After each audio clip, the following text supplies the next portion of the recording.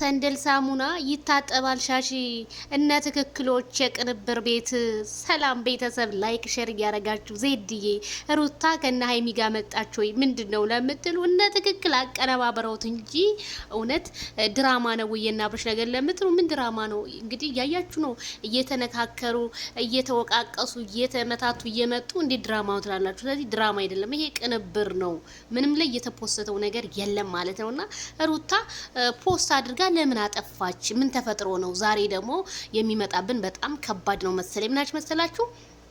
የመጣን እንባ ዋጥ አድርጎ እንደመመለስ ግን ጥንካሬ የሚጠይቅ ነገር የለም። አይ አዎ እንባንማ ዋጥ ማድረግ ነው።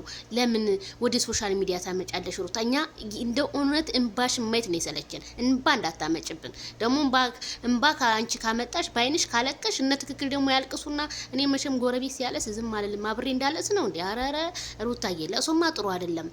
በነገራችን ላይ እንባሽን ዋጥ እንድታደርጊው ያደረገሽ የሰራሽው ስራ ነው። እንዴት ብትይኝ አንቺ ባልሽን አሳልፈሽ የሰጠሽ ጊዜ ነው የዛን ጊዜ ነው እንባሽን ዋጥ አድርገሽ ጥርስሽን ፈገግ እያልሽ እውነት ነው እኮ ትናንትና እኮ ስስቂ እኮ የእውነት ሳቅ እንዳልሆነ አውቀነዋል። ፈገግታሽን የውሸት ፈገግታና የእውነት ፈገግታ በጣም ልዩነት አለውና ሩታ አዎ መደበቅሽ ጥሩ ነው። ዋጣ አድርገሽ እንደዚህ ስስቂ ምናምን ይሄ ደግሞ ብዙ ማትሳቂ። ምክንያቱም የኛ ሰው አይኑ ከባድ ነው። ምክንያቱም መሻአላ አይልም።